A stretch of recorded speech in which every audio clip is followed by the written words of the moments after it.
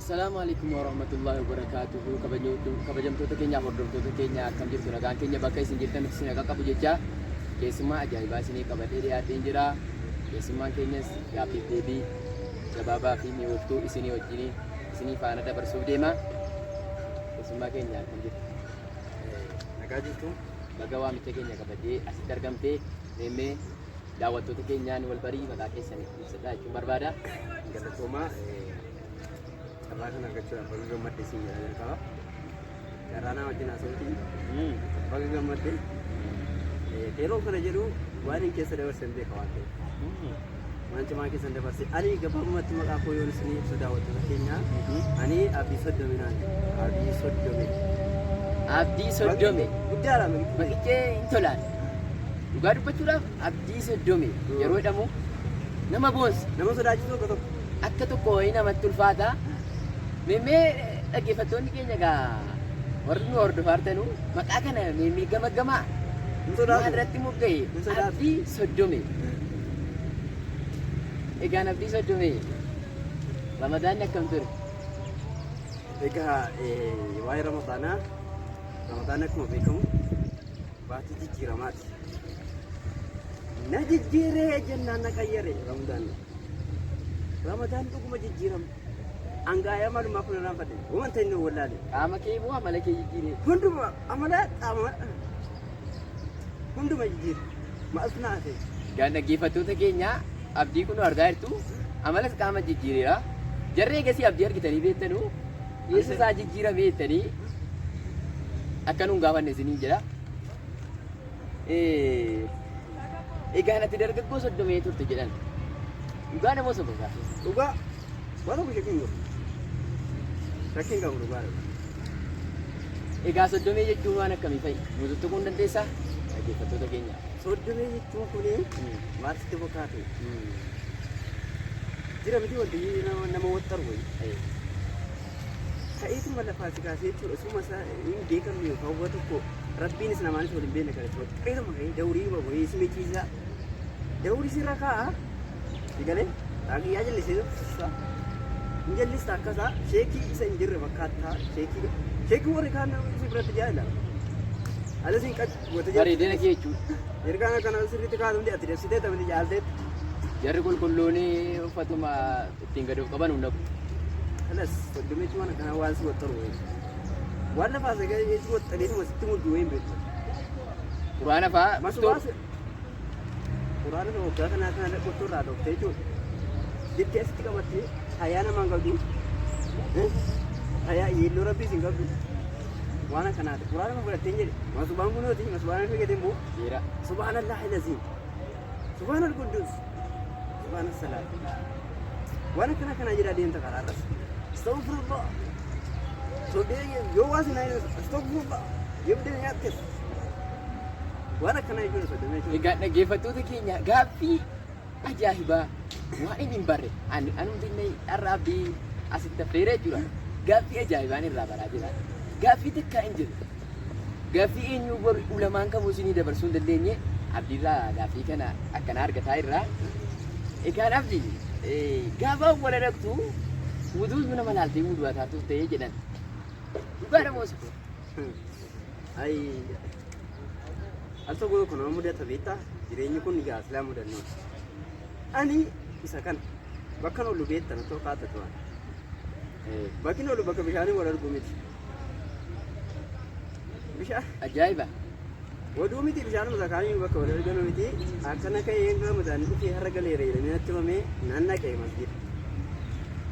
Maalirraa jalqabu waduu? Waduu malee salaanni ta'uu moo biyyu dhagayeera. Ichi maalirraa immoo jalqabu? Harka ta'e funyaan ta'e gurra ta'e garaa ta'e achi nan qabu. Yeroo cirraa ta'e rabbi nama satara. Rabbi nama satara jechuun angaafatin arge. Rabbi nama satara. Yeroo naquu tokko wayii amaamaa kaatu bareedanii taa'u bakka sheekii irratti fakkaatu. Taa'anii gatu jedhu taa'an. Bishaan. Nama guddaa lamooti. Bishaan akkana jedhu Akkuma kee ta'uu nama nu gaafate. maaliif beekan? Anaa gadi yoo ta'u dirbu suusuuf jedhu. Namtichi kun tarii fi nyaata taa'aa moo jedheen ani suutumaan kan jiraan godhee bishaan sana suutumaan ittiin yoo uruu kana Guru kana jiifadhee jechuudha sirraa kan kana jiifadhee asirras hin tuqe asii tuqe innaan akkana godhe akkasiin godhe innaan jedhe anas hin jedhe waan manni godhe gooti. Uummanni godhe godheen Tuas faataatanii asuma faataataa jechuudha.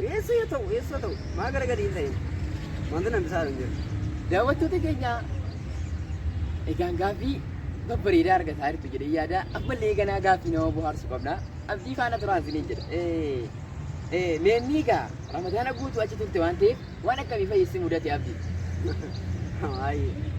Mudannoo inni isa kanallee kaasuu nan kaasa garuu Dhaggeeffattoonni keenya Maal mudannoo jedhe ramadaan keessaa dhaggeeffatu qabu waan ta'eef. hin beekta kaa soddomii jechuu kana hin beektaa waan namoota argu jenneera saddamee jechuun warroota waggaa fayyaa saffala waliin ta'an dhannee kaasnee gaa akkuma namaa quraana banannee achi ta'a quraana banannee saffii tokko faaruu ta'anu ajeebdu beekta sooressa isaan ganna keenyaa sana. Beekaa jabduu garaa guddaa sana. Naannoo fatiriirraa wanti nuyi fidan tamrii sadaqaa fidan. Tamiriin dhuguma masiidan dhaqaa. Inni fidan wayga ani inni koona mi kana jedhame ladde sila quraana garaara isaan tuqu tamrii baadatan tutturup anan jedhu akka nama kottee isaanii jedhatu. Quraana cufteetta? Quraana maaliin cufaa akka itti tolfee iyyuu beeku imaaran ma jedheen ol bahe imaamarraan tarkaanfadhu akkeen kottee isaanii jedhatu. Kottee isaanii jedhatu. Mana kan kubnee achi kaane. Jajjabnee simiilli isin miidhamnee. Maal miidhamu danuun ta'e. Tamiriidhuma bichaadhaa fi garuu. Egaan abdiin kabajaa masiinni qabullee isinii himaara. Akka immoo namni nyaataaf jedhee immoo masiilee keessatti ta'u isinii himaara. Abdiin ramadaana guutuu achi ture. Egaa mudannoo isa masiilee keessatti isa mudate illee isiniif kaasaa jira. Kanaaf hordoftoota keenya shaashan baay'achaan waliin turaa jechuun barbaada ammallee ganaa gaaffii nama bohaarsu qabna. Abdii yeroo du'aayin kadhatamu ina shaqxa malee waanuma du'aayin kadhatamu hin beektu dhugaa namoo soba yeroon kana siin jedhu dargaggoon gaachuu yeroo baay'ee waswaasamaa qalbii ijoollummaa qaba waan ta'eef ramadaana booda dogongoruu hin danda'a waan ta'eef bakka durii irraanfatetti deebi'uu danda'a waan ta'eef shayxaana fa'aa irraa hidhuu jedhamee kadhatama. Isa kana fa'aa akkamiin aamin jettee? Sirri du'aa nama ga'ee aamin jedhama. Namaan galuu Maal sana nama ga'ee? abdii rabbi si aamil keessu hin jedhamne. Akkasuma amma inni namni namni mara jedhee mun namni naan ijaarama namni waan nama ga'ee naan ijaara jira. Azaaba ta'e bidda wanti sitti kadhatu maal beektaa? Yeroo tarawih jennee Allah madinaa mu wajan. Allah madinaa keessa yeroo Allah jedha. Amiin. Waafina fi manni. Wanta gara wayi. Wanta beektaa? Azaaba abidda ta'e beektaa? Amin jechuuti maaltu barbaachisu isuma inni sheexana hidhuumina amin jedhu imaamti kana kadhatu sammuu isaan hojjeta abdiisaa sheexana hidhu inni imaamni natti kadhatu ana sheexana waswaasaarraa fi sheexannoo saasaara isatti bareedne yalluma inni abdiirraa sheexana dogongoreera shi dogongora qaba nama akka sedee kadhatu waan hin beekne keessa maa hubanne ana moo sanna waswaasaa eessatti argan Egaa dhaggeeffattoota keenya abdiin waan ajaa'ibaa illee isiniif kaasaa jira. Gaaffii kana irraa hundi kan keessanuu irraa baratu jedhee yaada. Egaan abdii yeroo sana masjiida yeroo hunda waan turteef namni maal siin jedhamne abdii keessaa qobaatti yeroo hedduu dargaggoonni masjiidatti deebi'uun waan nama ajaa'ibuudha. Masjiidatti biyya tokko guutuu godhuuf waan nama dhibuudha baay'ee. Kanaaf mi maal siin jedhan kana godhi ramadaana kana booddeetti kana godhi ati nama akka kanaa ta'uu qabda siin jedhaniiru imaamni kee waa tokko Ergi yoo manatti kaanii birrii fuudhu nama fuudhaa. Yeroo meeqasa ergasii bakka jaatti na argu bakka hin taane tana argu jedheen dawrii uffadhee dhaqee fuuldura isaanii ta'a. Nan laaluun isaan akkasii nani gara laalu akkas akkas gama sana laaluun isa gadanii ga'a. bakka birriin jiru laal. Achi gama laalu waan isaa laaluun beeku. Saffala waliin nagee isaan fila biin taa'e na arginu jedhee yeroo meeqeen jedha. Jedhe wata minda sanee laalan isaa. Yeroo kuma kudhan fa'aa ijaadhaan fiddu maal siin jedhu si yaadatan. Nan arganu isaan siin jedhanitti guyyuma tokko illee na gammachiisan. Egaa abdiin miira keessa galee jira. waan itti dhaga'ame. Imaamni keenya sirrii. Sirriidha imaamni keenya. Namni guyyaa tokkollee si argee jabaadhu namaan jedhu. Ana argan jedhee san dawrii uffadhe argan qurra san quraana gara argan. Walaa'uuzu birabbin naasi jedha balbal fuuldura isaanii taa'e. Isaan is naasa wal. Namni jabaadhu namaan jedhu. Egaan abdii miira keessa galeellee waan itti dhaga'ame jiruuf boo'eellee jira. Isa kanaaf abdii mudannoo baay'ee mudatame Basiiree keessa. Imaamni akka ilaalanuuf jecha dhedheerataa ture. Quraa'uuzuu quraana afaan lafiitii isaanii qaraa ture. Isa waan ta'eef abdii maalumaa dhufe abdii matachi keessa turaatti isa quban qabaanne ajaa'iba kunillee waan nama dinqisiisudha. Namni ija tokko guutuu beekamuu dhabuun waan nama ajaa'ibsiisu. Egaan abdii gaafa 29 galteedhaan galgala gaafa 30 manatti si qaqqabeedhaan naatee dhugaadha moo soba kun dhugaa maal ta'e jalqaba achuma akka mana afaanu dawrii masgidatti dachaafne egaa halkanaa riyyee halkan 29 gaafa jedhamu achitti hin dachaafne wal keessa keenya isaan Basiiree keessatti dachaaftan. Eeka maal godha hojii isaa fixeera waan ta'eef achuma dachaafne keessa gallee ani akkana gadi baanu waldinaan koo waldimuu beektamne wandimuu qabee Eegasii karaa irratti nan beeku. cabsii lama naaf feeru himan natti lamni marratti waa wayiinatti dhaga'ame bakka yoo ijoollee sabni koo kana hundina na yaadee kana hundina jaallataa wanti yeroo wayiinatti dhaga'ame Waan akkamii si affeereen illee cabsii waa jedhamu erga biitu inni minitiin jalatti illee neemnu cabsii jedhama cabsii jedhama.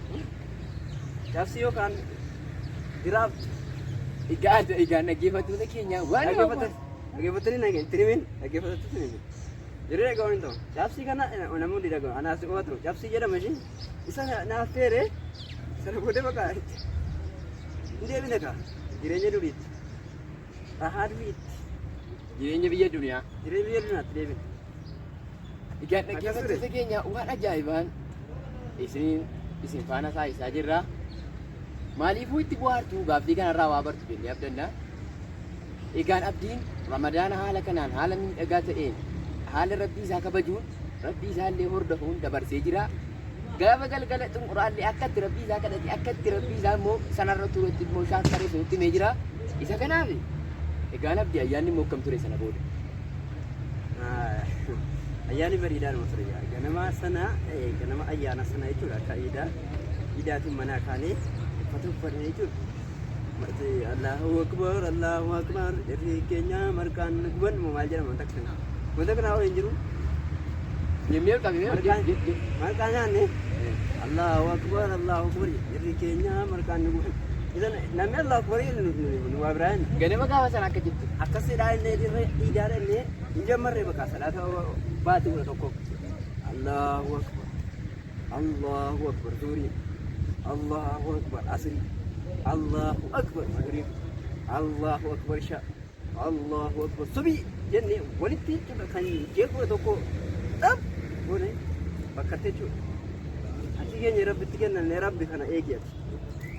Maa yeroo kaan tokkitti harrafatama miti gaafa iidii imaamni maal godhan beektaa imaamni keenya bareedudha imaamni keenya akka isaan nama tolan bakka kanaatti waggaa fayyaan ta'abini namni keenya rabbiin waliin jedhanii kan godha tokko bakka itti sabachiisu kan jeequdha tokko ergasii takka lamaan ramatamee beekama hin jiru gaafa iidii amma waggaa tokko hin deebitan waan ta'eef har'a fixaa galaa hin jedhanii imaamni keenya intarnaashinaal nama intarnaashinaal imaama bakka yeroo beeku zamana beeku yeroo achi baatanii bakka akkamii baalattee ibiddaa akkamii faana turte waan akkamii dabarsitee yaadannoo akkamiitti dhaga'ame gaafa sana.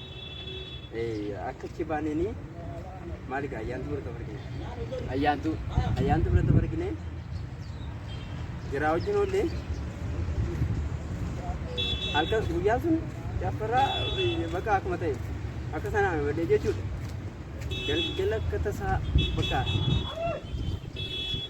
isham zurii magriba yaada shi akan isa ganna yawal kansal akka biyo ina tiru daraja da sila zindine warti gamna sa ganna erga darbite achiin darbi jedhu walinte ofiin darbi wana ture barse ofiin fi darbi egaan abdii silaa siniif kaasee ture salaata iyyuu kan ji'a kudha tokko mulu isa ganaa jiraata jechuudha. Gana amma ramadaanii naanna'ee dhufutti sheekni gaafuma sana walitti qabanii Allahu akbar. Allahu walumatti kan subii kan ijaab kan zuurii kan magriibaa walumatti xaraganii nu gadhiisanii walumatti internaashinaala imaamni qaba akkanaa qabaachuu keenyatti illee nan boona.